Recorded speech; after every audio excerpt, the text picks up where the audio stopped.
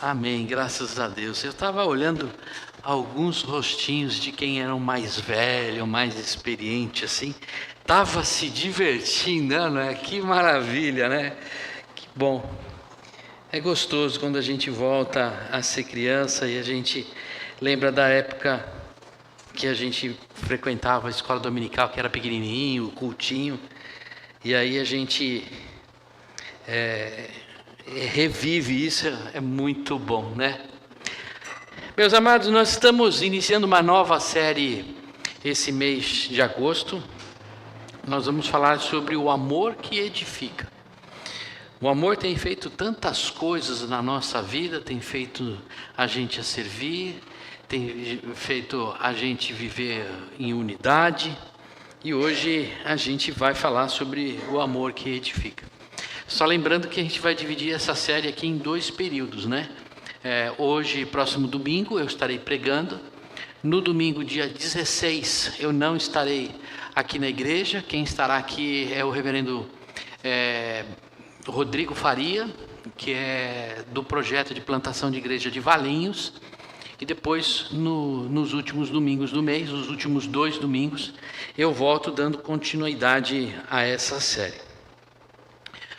Por que o amor que edifica? Porque toda construção sólida começa com um firme fundamento. E aquilo que nos edifica, aquilo que deve nos edificar, deve ser o amor de Deus na nossa vida. E quando a gente fala de edificação, nós não estamos falando de programas, de eventos, de estruturas, nós estamos falando de relacionamentos transformados pela ação de Deus na nossa vida. Então, esse amor de Deus que vem sobre nós, transforma a nossa vida e isso é o alicerce para o nosso crescimento. Isso que nos edifica. O amor bíblico, ele não apenas acolhe, ele forma, corrige, fortalece e conduz a pessoa à maturidade espiritual. Isso é importante a gente lembrar, porque o amor não é só o acolhimento do abraço, do sorriso, da empatia, mas é também o amor que nos edifica na maturidade cristã, na nossa maturidade de fé. Por isso que eu disse que ele fortalece e nos corrige de certa forma. Ele mostra aquele amor, vem até nós, nos revela o caminho errado que nós estamos andando, e aí, em amor, somos corrigidos, admoestados a andar pelos caminhos que o Senhor ensinou. Uma igreja que ama é uma igreja que edifica as pessoas para a glória de Deus e para o avanço do seu reino nesse mundo. Edificar, então, nós vamos ver nessa série, que esse amor que edifica não é um amor que enche apenas o nosso coração, mas é um amor que nos incentiva, nos entusiasma a também edificar o próximo. Não é algo que se encerra em nós, mas é algo que nos faz frutificar, levar adiante o reino. E alinhado com o que foi pregado ontem no aniversário de 123 anos, eu também preparei alguma coisa para a gente fazer um paralelo em que o que é esse amor que edificou e edifica a igreja, a denominação, e o que é esse amor que edifica a vida de cada um de nós. E aí eu estava pensando, né? Que ilustração que eu posso dar, que parábola eu posso contar para que isso fique bem claro aos nossos olhos. E eu fiz uma pesquisa na internet, né? Eu não consultei o ChatGPT, mas eu fui no senhor Google e perguntei para ele qual é a árvore centenária, frutífera, né? Centenária, mais conhecida, uma das mais conhecidas, me dá 10 mais conhecidas na região de Campinas. E aí ele me falou do abacateiro. Quem não conhece abacateiro? Você vê, todo mundo conhece um abacateiro. Então, essa ilustração vai ser muito importante, que todo mundo vai saber do que eu estou falando. Imagina um abacateiro plantado numa chacrinha. Seu Paulinho sabe muito bem disso, né? Tem um abacateiro lá, né, seu Paulinho? Seu Paulinho vai cair então como uma luva. Mas imagina aí, começa a sonhar aquele pequeno abacateiro plantado numa chacrinha. No começo, uma pequena muda, talvez sem frutos ou com alguns carocinhos pequenininhos, e necessitando de muito cuidado. Imagina esse abacateiro pequenininho, que muitas vezes você não dá um valor, acha que é mato. Tem uma fruta lá no condomínio chamado grumichama. Alguém conhece? É como se fosse uma jabuticaba desse tamanho assim. E é uma jabuticaba com cereja, mais ou menos isso. Se você olhar, é mato. Mas se você for lá, você vai ver o fruto e você come, é uma delícia. Imagina um abacateiro pequenininho. Está imaginando? Você está lá na chacrinha, aquele monte de mato em volta, e você olha e tem uma pequena muda de abacate. Vai levar muitos anos, né, seu Paulinho? Até crescer e dar abacate. Mas com o passar do tempo, você vai vendo esse abacateiro crescer.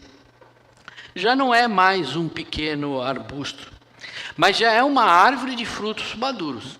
Acredito que o Rui não vai parar o carro debaixo do abacateiro, porque agora ele sabe que aquela sombra enorme é um risco danado de cair um abacate de lá. Eu lembro na minha escola, quando eu fazia a 5ª série, faz muito tempo, né? Na frente da escola, do outro lado, tinha uma casa que tinha um abacateiro, e os caras paravam o carro ali e caía abacate, amassava o teto do carro. Imagina que você já consegue ver o abacateiro crescido, você já consegue ver as frutas, e todo mundo já começa a saber, com aquele crescimento, que aquilo é um abacate, um abacateiro.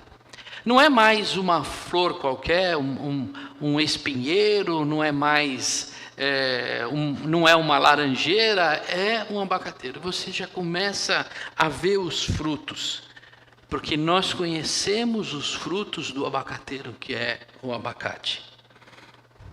Mas presta atenção, se é uma árvore centenária, nós estamos falando de 123 anos da IPI do Brasil, se a gente fala de mais de 50 anos aqui da IPI da Vila IP, imagina que esse abacateiro estava numa praça aqui próxima, era só fazenda. Mas de repente começa a imaginar, lembrando da história da igreja, começam as primeiras ruas, começam os concretos, e aí quando você começa a olhar, só tem aquela chacrinha, que na verdade é uma praça agora. Ela só tem aquela praça, e aquele abacateiro está firme naquele lugar. Todos gostavam daquele abacateiro. Todos iam até o abacateiro porque lá dava bons abacates, o fruto era gostoso e tinha sombra também. E naquele lugar as pessoas gostavam, viviam, tinham toda a sua alegria por manter aquele abacate. Ninguém, ao longo do tempo, do progresso, cortou o abacateiro. Mas aquela mudança de asfalto e concreto começaram a impactar a vida do abacateiro. Já não tinha mais a natureza em volta que mantinha aquele abacateiro forte. Ele já não dava mais os frutos bonitos que dava antes. Era mais uma árvore cheia de folhagens do que um abacateiro carregado de abacate. Uma coisa importante: ele não deixou de ser um abacateiro. O que aconteceu é que seus frutos já não estavam mais tão visíveis, mas ele era ainda um abacateiro. Era preciso alguma coisa, fazer alguma coisa por ele, para que ele pudesse retomar a sua força como um abacateiro de bons frutos. Tem uma coisa que eu aprendi, que quando a gente, isso lá em casa também, conversando com o jardineiro, quando a árvore vai chegando no momento de dar frutos, na época anterior, você tem que fazer uma poda de frutificação. Na jabuticabeira é muito simples, se arranca todos os galhos da altura da copa para baixo, não é, dona Silvia? Surgiu um galinho, arranca todos os galhos. Na mexerica, na poncã, você tem os galhos do lado de fora e você tem que cortar todos os galhos do lado de dentro. Quando você olha, fica um buraco. Você vê assim, os galhos com folhas e no meio um buraco. Se você não cortar esses galhos do meio, ela não dá fruto. O sol não entra e dá pouco fruto. Então é preciso cortar. Então chega momento em que é preciso fazer a poda de frutificação. A IPI do Brasil, eu faço essa alegoria, que é uma árvore centenária de 123 anos. Um abacateiro forte e firme, que viveu épocas de grande crescimento. Quem lembra da Igrejinha dos Milagres? Não porque tinha manifestação pentecostal nela, mas porque ela crescia de forma extraordinária. Mas hoje nós vivemos tempos em que a nossa igreja precisa de uma poda de frutificação. O reverendo pastor José Campanhã, ele pregou ontem à noite a respeito disso. E ele diz que nós somos chamados a manter a igreja firme nos caminhos do Senhor. Algo imutável. Mas ao mesmo tempo preciso renovar nossos galhos e nossas forças. Despertar a criatividade de Deus no nosso meio. Para quê? Para que nós continuemos dando fruto. Para que continuemos sendo relevantes na sociedade. Para que nós continuemos alcançando e dando sombra e alimento àqueles que estão à nossa volta. Amada igreja, é hora de frutificar. É hora de se entusiasmar. Entusiasmar não é ficar alegre. Entusiasmar no sentido de deixar Deus, o Espírito Santo, transbordar na sua vida. Que cada um de nós possamos deixar um legado para as nossas novas gerações. Que venhamos a ser instrumento de Deus no cuidado com a igreja, para que ela sempre dê bons frutos, geração a geração, até que Jesus volte. Louvado seja o Senhor pelos 123 anos da nossa amada igreja. Amém? A palavra de hoje, ela vem justamente nesse sentido, agora olhando para a nossa vida. Não só para a IPI do Brasil, mas também olhando para a nossa vida como um abacateiro, uma árvore frutífera que precisa dar fruto, que é chamada a dar fruto. Por isso eu convido a igreja a abrir Evangelho de Lucas, capítulo 6. Nós vamos ver 2 versículos, o 43, 3 versículos, 43, 44 e 45. Lucas 6, 43, 44 e 45. As árvores e os seus frutos. Parábola e ilustração do nosso Senhor Jesus. Convido a igreja a ficar de pé, em reverência à palavra do Senhor. O próprio Senhor Jesus falando. Não há árvore boa que dê mau fruto, nem árvore má que dê bom fruto, porque cada árvore é conhecida pelos frutos que produz.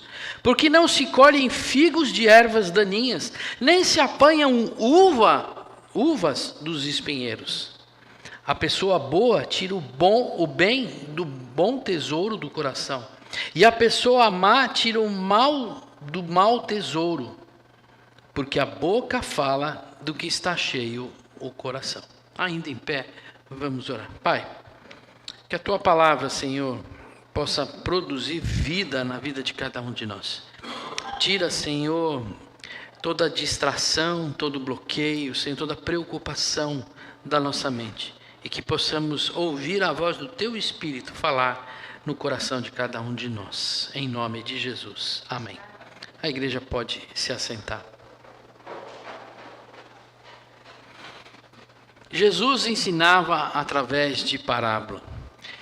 ensinava através de parábola para que a gente pudesse entender aquilo que ele estava falando. Porque muitas vezes a gente estuda Romanos, estuda textos profundos de Paulo e talvez surjam algumas dúvidas. Mas quando Jesus traz parábolas, ele mostra ilustrações, ele mostra o cotidiano, aquilo que eles conheciam. E a partir daquela situação, você fala, agora entendi o que Jesus estava falando. E essa palavra Jesus trouxe aos seus discípulos, porque ele queria que antes dos seus discípulos fossem fazer grandes obras, que eles edificassem o seu coração. Que eles tivessem um coração transformado de forma profunda. Para que aquilo que eles fossem, ou melhor, para aqueles frutos que eles dessem, resplandecesse aquilo que eles eram. Os frutos não formam a árvore, mas a árvore é que formam os frutos. Essa é a grande intenção de Jesus, mostrar que primeiro vem a nossa identidade como árvore. E o resultado da nossa vida são esses frutos que são reflexo daquilo que Deus fez em nós. Não são as obras que tornam uma pessoa madura, dando bons frutos, mas é um coração moldado pela graça, que se manifesta através desses bons frutos. Não é possível que uma bananeira venha dar limão. Pastor, verdade. Mas muitas vezes na nossa caminhada a gente quer isso. A gente espera isso da nossa fé. Que aquilo que a gente não transformou ainda venha dar frutos que não se referem a uma vida não transformada. A igreja cresce quando seus membros vivem uma fé madura e coerente, produzindo frutos de amor, justiça, misericórdia e santidade. Se a gente olhar para aquele abacate da história, no comecinho dele, ele não deixou de ser abacate. Ele era abacate desde o seu plantio. Ele era um abacateiro. Mas você ainda não conseguia ver fruto na vida daquele abacateiro. Porque ele ainda não estava na época de dar fruto. Ele era muito novinho. Não adianta, né? A gente chegar na árvore, você precisa da abacate. Não, ela precisa crescer. E o crescimento dela vem com o tempo. Esse é o chamado do Senhor para a nossa vida. Que a gente possa amadurecer na nossa caminhada. Que a gente possa entregar a nossa vida para que nós saiamos de uma frutífera, de uma árvore jovem para uma árvore madura, cheia de fruto.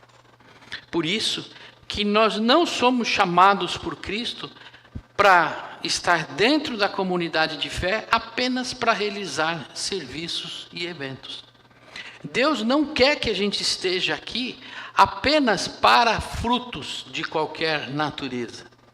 Ele quer que nós estejamos aqui para uma vida transformada. E essa transformação, então, vai gerar frutos de amadurecimento para a igreja. O que Deus quer, o que Jesus quer, é que nós testemunhemos o Evangelho.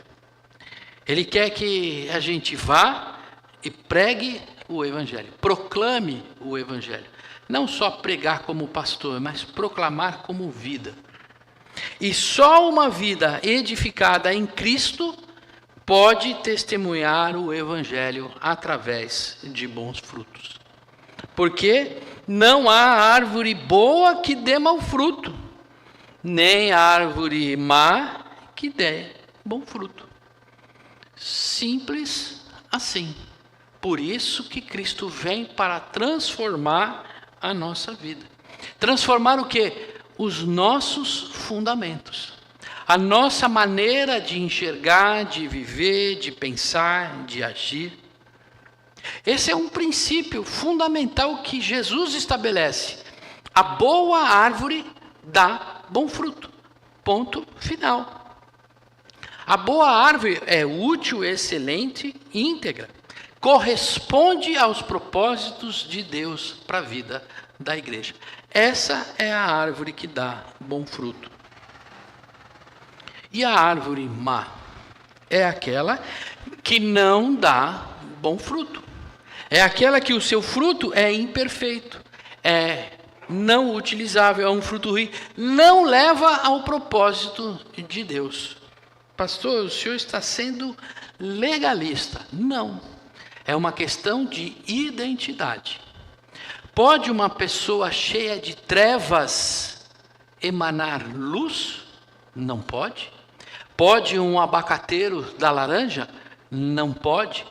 Pode uma pessoa que não vive, não foi transformada pelo Evangelho, apresentar e emanar o Evangelho, o amor para o próximo? Não pode. O que Jesus está mostrando para os discípulos e mostra para nós é que primeiro ele transforma a nossa identidade. Primeiro, ele garante que nós, abacateiros, venhamos a ser e vamos a dar abacate. A nossa vida, ela é constituída para que sejamos um abacateiro.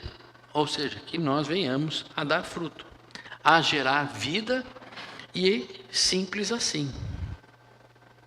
O foco central aqui desse texto, ele é muito claro. É o centro da vida da pessoa ser Jesus Cristo. Porque se você não tem Jesus Cristo como centro da sua vida, como você pode refletir a Jesus Cristo?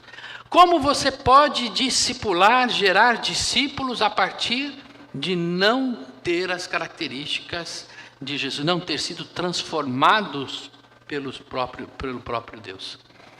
Aí você fala, pastor, mas eu não estou entendendo. Quer dizer que eu preciso dar fruto para ser convertido? Não. Você não precisa dar fruto. Aquele que foi transformado, ele dá fruto. E qual o fruto? O fruto que gera vida. Aonde que nós devemos buscar a fonte da vida para fortalecer a nossa vida em Jesus Cristo? João deixa muito claro isso. Aquele, porém, que beber da água que eu lhe der, nunca mais terá sede. Pelo contrário, a água que eu lhe der se tornará nele uma fonte de água viva que jorra para a vida eterna. Se a árvore, o abacateiro, se nós bebemos da fonte de água viva, então a nossa vida dá fruto. Agora, pastor, e se eu não bebo da fonte da água da vida? Quando eu busco outra coisa que não é o Evangelho? Os frutos que nós damos não são frutos bons, são frutos maus. Verdade, pastor? Verdade. Mas isso não é para você apontar para a vida do outro. Olha, o fruto dele é pequeno. Essa é uma reflexão para a gente olhar para a nossa vida. O que eu tenho, da onde eu tenho buscado fonte para alimentar a minha árvore? Se eu tenho buscado em outros lugares, que não o Evangelho, e eu quero deixar claro que outros lugares é a razão humana, são as ideologias, é o secularismo, a ideologia. Se eu busco me alimentar naquilo que não é Evangelho, os meus frutos não são bons. Agora, se eu busco me alimentar no Evangelho, aí meus frutos são diferentes. Mas, pastor, o que é Evangelho? Eu preciso só ler o livro, os Evangelhos? Não. O Evangelho é se alimentar na obra de Jesus na cruz. É reconhecer que somente Ele viveu entre nós, sem pecado, que Ele morreu em favor de nós e que Ele ressuscitou, e por isso nós somos reconectados com o Pai. Ele é o único Salvador da nossa vida. Se você crê nisso, se você vive com isso, se isso é a razão da sua vida, Jesus é o Salvador da sua vida, está acima de tudo, você está vivendo, se alimentando da água da vida.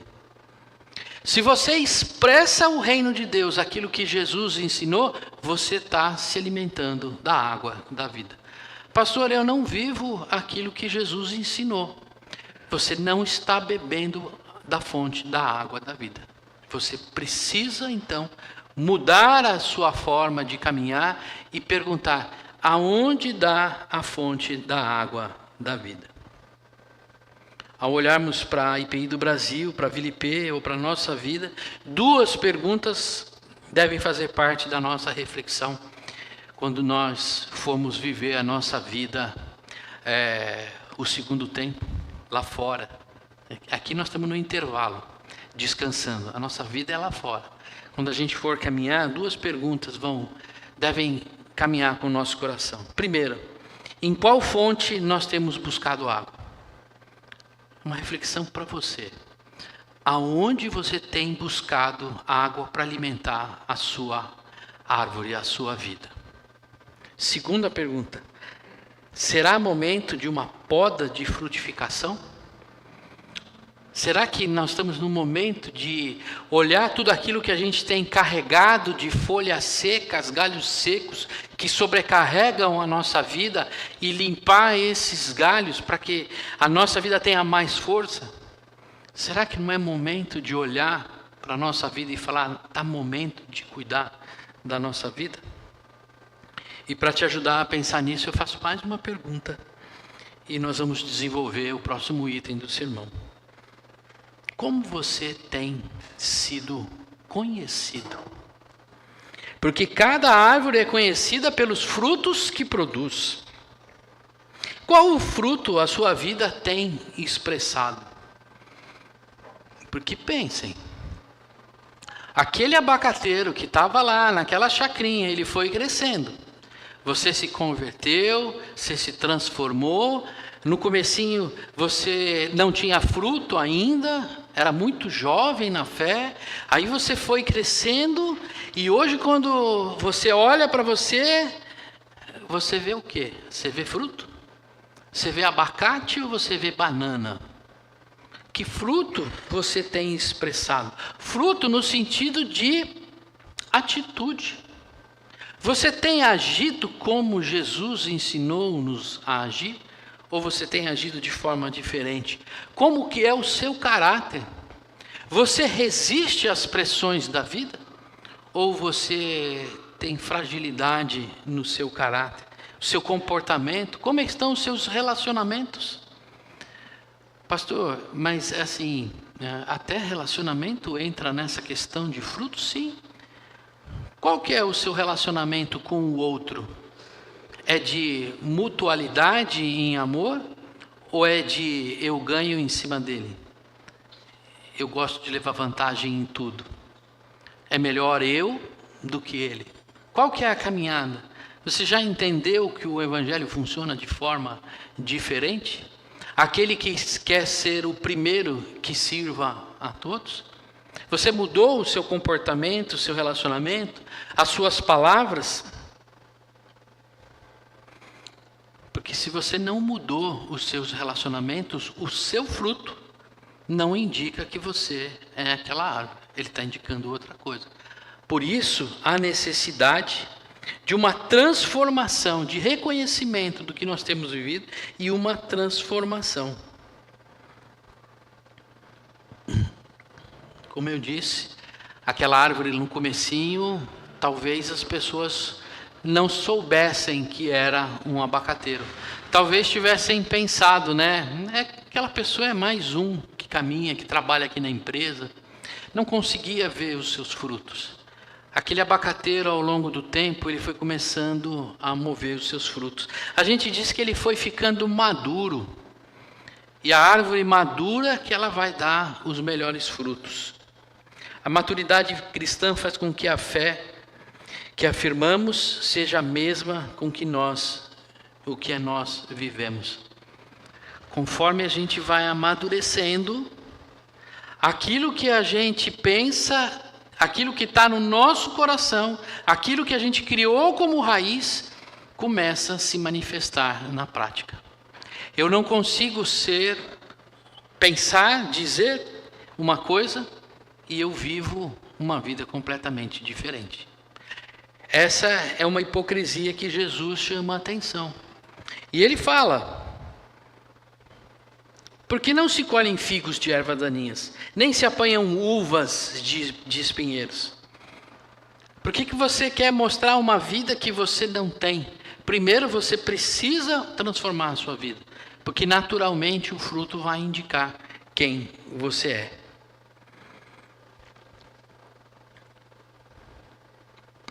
Qual a grande dificuldade que a gente vive?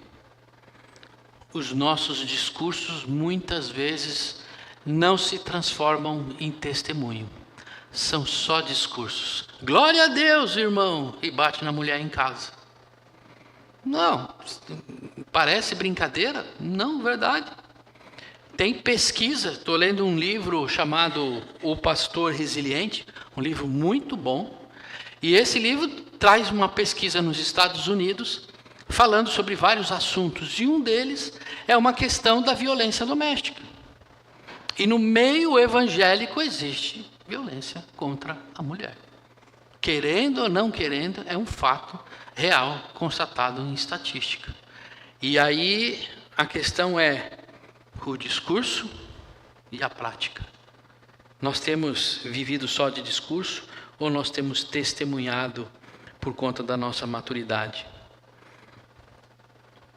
Aquilo que aparentamos, eles devem ser expressão do nosso caráter.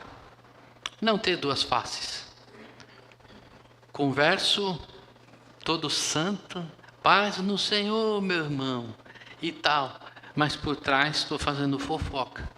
Por trás estou fazendo mentira. Por trás estou fazendo coisa errada. Aparentemente santo, mas o caráter é outro. Que a nossa confissão não seja da boca para fora, mas traduza a nossa obediência à palavra de Deus. Jesus nos lembra que cedo ou tarde, os frutos revelarão a verdadeira condição do nosso coração. Jesus, no final, quando Ele voltar, muitos dirão: Senhor, Senhor. Ele vai falar: não te conheço. Você não é uma videira, você é um espinheiro. Não, mas eu preguei no seu nome, eu expulsei demônios. Não. O importante é que o Senhor conhece quem somos. E não é apenas pelos nossos frutos, mas é pelo que a gente é. A vida frutífera gera bons frutos e legado. Nesses 123 anos, Deus não edificou apenas um templo, uma instituição ou uma denominação. Deus edificou pessoas na IPI do Brasil. E foram essas pessoas edificadas em Cristo que produziram os frutos que hoje nós podemos celebrar de tantos anos. Eu digo que o senhor Paulinho está aqui desde o começo. Desde a primeira plantação. Quem mais está aqui desde o comecinho? Só o seu Paulinho? O seu Paulinho está aqui desde o começo. Nós somos gratos a Deus, porque homens como o Senhor foram frutos, bons frutos naquele momento. E o legado veio trazendo a igreja e fortificando ela há mais de 50 anos. Meus amados, é momento de refletir se estamos na época de poda, na época de frutificação. Não só como denominação, como igreja local, mas como pessoas. É momento de refletir. Estou precisando de uma poda? Será que chegou o momento de renovação? Será que eu não preciso de um adubo? Será que eu não preciso olhar para ver se está faltando a fonte da água viva na minha vida? Isso vai nos ajudar a pensar. Que fruto nós temos gerado? Qual a árvore que você tem cuidado para que gere bom fruto? A mensagem final de Jesus Cristo é: cuide do seu coração, meu irmão, pois é de lá de onde você tira o bom tesouro. A pessoa boa tira o bem do bom tesouro do coração.